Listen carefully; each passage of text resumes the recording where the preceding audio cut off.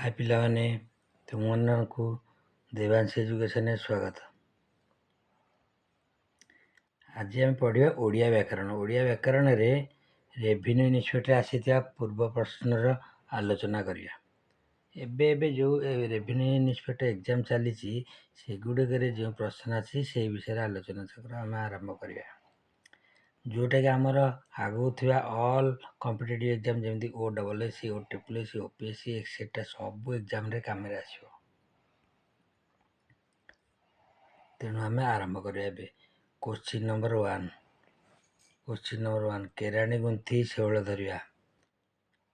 रूढ़ी और लोकवाणी आम आरंभ कले तो आम आरंभ कले रूढ़ी और लोकवाणी। हो केराणी गुंथी शैल धरिया अर्थ है सामान्य व्यय अधिक लाभ करवा।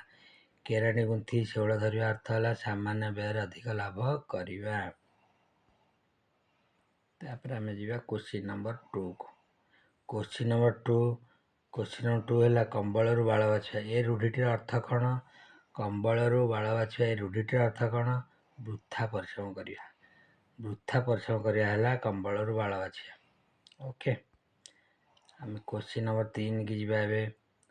क्वेश्चन नंबर 3 रे कौन अच्छी देखिया। अलणा कथा ए रूढ़ीर अर्थ कौन? अलणा कथा ए रूढ़ीर अर्थ कौन? अलणा कथा हूँ रूढ़ीर अर्थ हूँ मूल्यहीन कथा। मूल्यहीन कथा अलणा कथा हूँ मूल्यहीन कथा।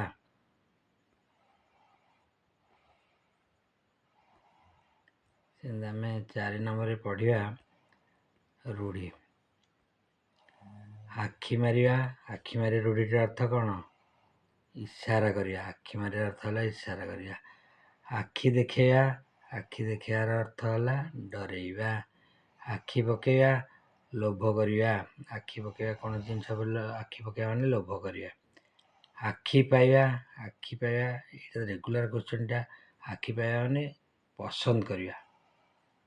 आखि बुझिया। आखि बुझिया आखि बुझिया रूढ़ीर अर्थ है मृत्युवरण करिया। आम आखि मारिया है इशारा करिया। आखि देखा डरिया।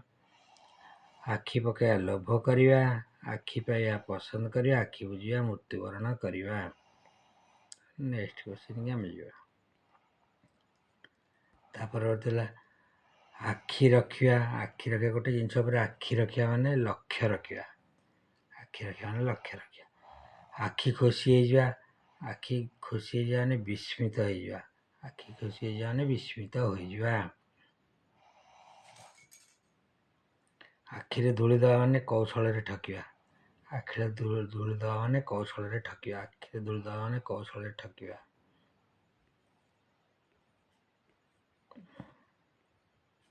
एबे आम आसले 6 नंबर आखिरे नाचिबा। से मो आखिरे सब नाचुची माने मने पड़ुची। आखिरे नाचिबा माने मने पड़िया। आखिरे नाचिबा माने मने पड़िया। आड़ आखिरे न चाहवा। आड़ आखिरे न चाहवा रूढ़ीर अर्थ है खातिर न करिया। से मते आड़ आखिरे चाहू ना माने मते खातिर करूना।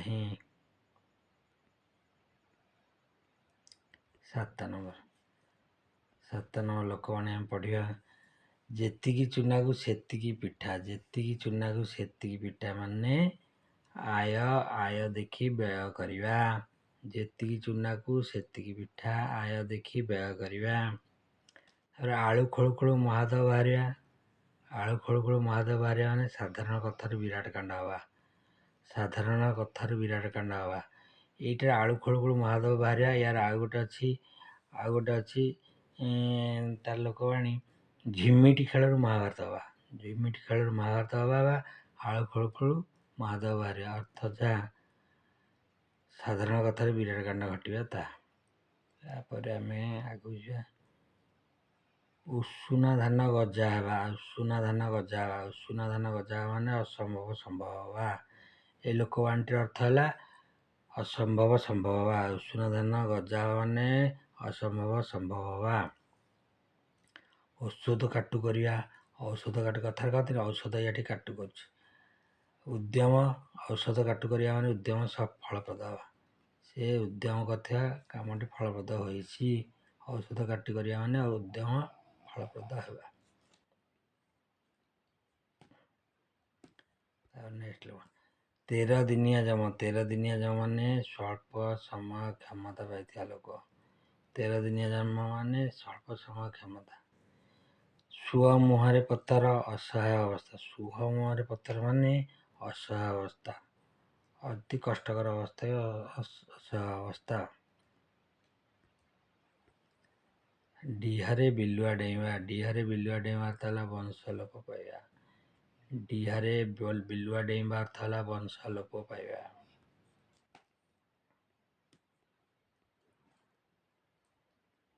ତାପରେ ଆମେ ଆସିଲେ ଡେଙ୍ଗୁରା ଦେବାର ଅର୍ଥ କ'ଣ? ଡେଙ୍ଗୁରା ଦେବାର ଅର୍ଥ କ'ଣ କୁହ? ଡେଙ୍ଗୁରା ଦେବାର ଅର୍ଥ ହେଲା ପ୍ରଚାର କରିବା। ପ୍ରଚାର କରିବା। ଡେଙ୍ଗୁରା ଦେବାର ଅର୍ଥ ହେଲା ପ୍ରଚାର କରିବା। ତାପରେ ଆମେ 10 ନମ୍ବରକୁ ଆସିଯିବା। ଦାଉ ସାଧିବାର ଅର୍ଥ କ'ଣ?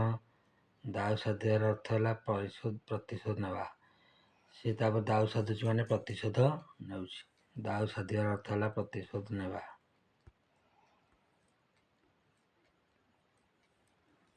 11 ନମ୍ବର ବାପା ରାଣ ଢିଙ୍କି କିଳି। ବାପା ରାଣ ଢିଙ୍କି କିଳି ଏହାର ଅର୍ଥ କ'ଣ ଲେଖ? ବାପା ରାଣ ଢିଙ୍କି କିଳି ଏହାର ଅର୍ଥ କ'ଣ ଲେଖ? ଏହାର ଅର୍ଥ ହେଲା ବାପା ରାଣ ଢିଙ୍କି କିଳି ଅର୍ଥ ହେଲା ବାଧ୍ୟ କରିବା। ବାଧ୍ୟ କରିବା, ଏଇ କାମଟି କରିବାକୁ ବାଧ୍ୟ କରିବା। 12 ନମ୍ବର ଜହ୍ନି ମଞ୍ଜି ପରି ଗୋରା। ଜହ୍ନି ମଞ୍ଜି ପରି ଗୋରା ଏହାର ଅର୍ଥ କ'ଣ ଲେଖ? ଝିଅଟି ଜହ୍ନି ମଞ୍ଜି ପରି ଗୋରା ମାନେ ଅତି କଳା। ଜହ୍ନି ମଞ୍ଜି ପରି ଗୋରା ମାନେ ଅତି କଳା।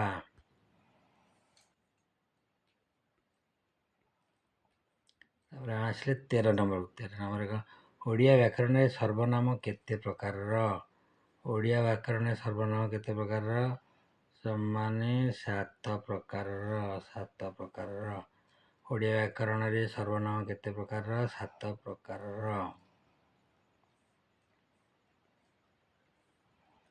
14 ନମ୍ବର। 14 ନମ୍ବର କ'ଣ ପଡ଼ିବ? ଓଡ଼ିଆ ବ୍ୟାକରଣରେ ପୁରୁଷ କେତେ ପ୍ରକାରର? ଓଡ଼ିଆ ବ୍ୟାକରଣରେ ଆମେ ଯଦି ପଢ଼ିଲେ ପୁରୁଷ କେତେ ପ୍ରକାରର? 3 ପ୍ରକାର। କ'ଣ କ'ଣ? କ'ଣ କ'ଣ ଆମେ ପଢ଼ିଲେ? କ'ଣ କ'ଣ ପୁରୁଷ କେତେ ପ୍ରକାର? କ'ଣ କ'ଣ? ପ୍ରଥମ ପୁରୁଷ, ଦ୍ୱିତୀୟ ପୁରୁଷ, ତୃତୀୟ ପୁରୁଷ। ପ୍ରଥମ ପୁରୁଷ, ଦ୍ୱିତୀୟ ପୁରୁଷ, ତୃତୀୟ ପୁରୁଷ। ପୁରୁଷ 3 ପ୍ରକାର। ପ୍ରଥମ ପୁରୁଷ, ଦ୍ୱିତୀୟ ପୁରୁଷ, ତୃତୀୟ ପୁରୁଷ। ପ୍ରଥମ ପୁରୁଷ, ଦ୍ୱିତୀୟ ପୁରୁଷ, ତୃତୀୟ ପୁରୁଷ।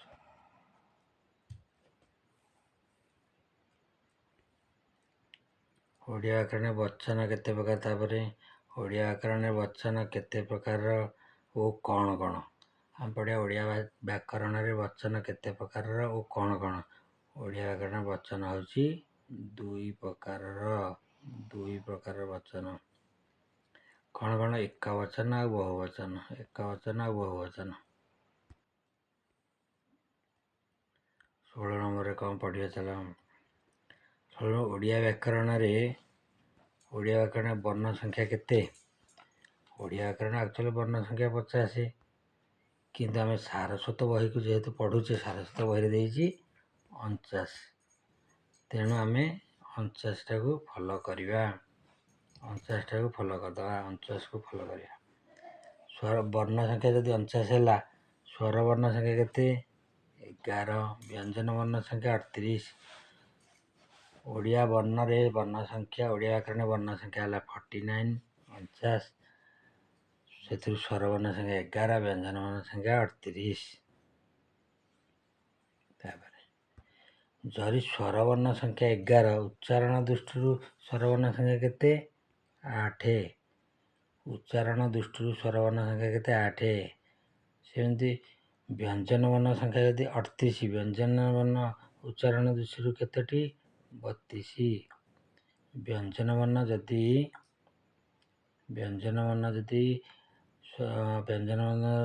38ଟି, ତାହେଲେ ଉଚ୍ଚାରଣ ଦୃଷ୍ଟିରୁ ବ୍ୟଞ୍ଜନ ବର୍ଣ୍ଣ କେତୋଟି? 32ଟି।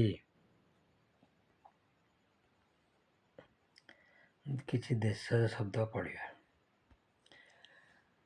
ଏଗୁଡ଼ିକ ହେଲା ଆମ ଦେଶୀୟ ଶବ୍ଦ। ଅଳିଆ, ଅଡ଼ା, ଅଖାଡ଼ୁଆ,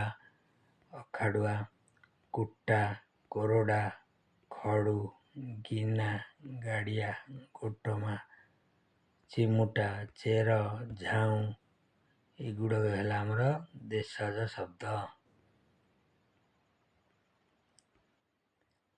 ଛେଳିର ପ୍ରତିଶବ୍ଦ କ'ଣ? ଛେଳିର ପ୍ରତିଶବ୍ଦ କ'ଣ? ଅଜ, ଅଟବି, ମହିଧର, ବିପିନ। ଏହା ଭିତରୁ କେଉଁଟା ହେବ? ଛେଳିର ପ୍ରତିଶବ୍ଦ ଏଥିରୁ କେଉଁଟି ହେବ? ଅଜ, ଅଟବି, ମହିଧର, ବିପିନ। ଛେଳିର ପ୍ରତିଶବ୍ଦ ହେବ ଅଜ।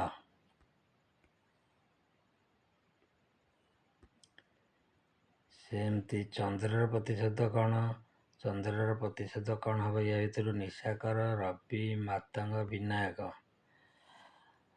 ରବି, ମାତଙ୍ଗ, ବିନାୟକ ତ ଆପଣ ଜାଣିଛନ୍ତି ସମସ୍ତେ କାହା ନା, କିନ୍ତୁ ନିଶାକର ହେଉଛି ଚନ୍ଦ୍ରର ପ୍ରତିଶବ୍ଦ। ନିଶାକର ଚନ୍ଦ୍ରର ପ୍ରତିଶବ୍ଦ। 20 ନମ୍ବର କ୍ୱେଶ୍ଚିନ୍।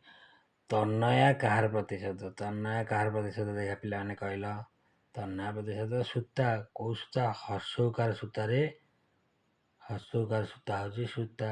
ତନୟା, ତନୟା ମାନେ ସୂତା ମାନେ ଝିଅ। ତନୟା ମାନେ ସୂତା, ସୂତା ମାନେ ଝିଅ। ଥ୍ୟାଙ୍କ ୟୁ ପିଲାମାନେ, ଆଜି ଏତିକି ଥିଲା। ଏତିକି question. Please support hour channel Devanshi education. ଧନ୍ୟବାଦ।